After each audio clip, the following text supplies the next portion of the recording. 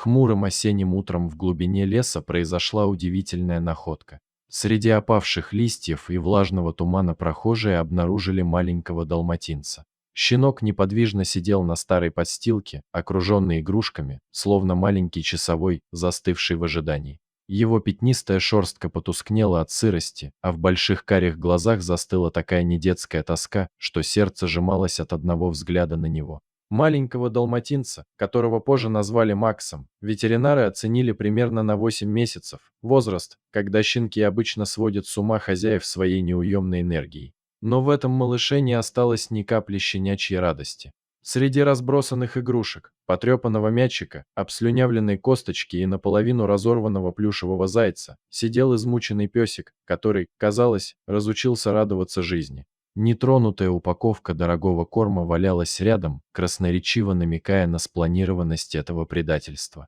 На промокшей от дождя подстилке виднелись следы когтей. Видимо, щенок долго ждал возвращения хозяев, боясь покинуть свое место. Его некогда блестящая пятнистая шерстка свалялась комками, а впалые бока и выпирающие ребра говорили о днях, проведенных практически без еды. Похоже, песик съел корм, который был доступен, а корм в пакете не смог вскрыть и явно долгое время голодал. Волонтеры приближались к щенку с особой осторожностью. Их опыт подсказывал, что брошенные животные, измученные болью и страхом, часто встречают людей агрессией, единственно доступной им защитой. Но этот малыш оказался совершенно особенным. Когда молодая девушка-волонтер медленно опустилась рядом с ним на колени, в потухших глазах щенка что-то дрогнуло. Слабое подергивание хвоста, еле заметное движение навстречу протянутой руке, казалось, в нем затеплилась крошечная искра надежды. Вопреки всем ожиданиям, вместо рычания и укусов они встретили существо, переполненное любовью и благодарностью. Макс из последних сил пытался приласкаться к людям, словно говоря: «Я все еще верю вам, только не бросайте меня снова». В ветеринарной клинике список проблем маленького пациента заставил врачей покачать головами. Рентген показал серьезный перелом задней лапы, который, судя по состоянию костей, случился около 2 недель назад.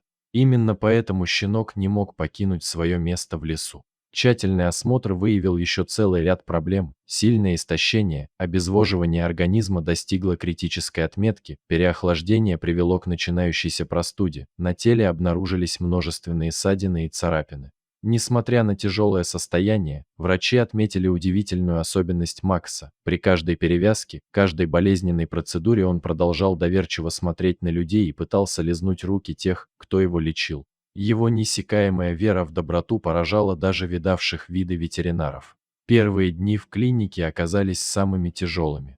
Макса подключили к капельницам для восстановления водного баланса и начали постепенно вводить питание. Крошечными порциями, но часто, его истощенный организм нужно было приучать к еде заново. После стабилизации состояния провели сложную операцию на лапе. 2 часа кропотливой работы хирурга, установка специальных штифтов, и теперь предстоял долгий путь восстановления. Каждый день особый комплекс упражнений, массаж, физиотерапия. Для заживления многочисленных ран использовали специальные повязки с лечебными мазями. Постепенно раны затягивались, оставляя после себя небольшие шрамы, скрытые под отрастающей шерстью. День за днем преданность персонала клиники творила настоящие чудеса. Каждый находил минутку, чтобы посидеть рядом с Максом, почесать его за ушком или просто поговорить. Медсестры приносили ему новые игрушки, а врачи часто задерживались после смены, чтобы убедиться, их подопечный спокойно спит. В глазах щенка появился живой блеск, а хвост начал вилять все увереннее. Он уже не вздрагивал от громких звуков и научился радостно встречать каждого входящего в палату. Через месяц после спасения Макса история о храбром щенке облетела весь город.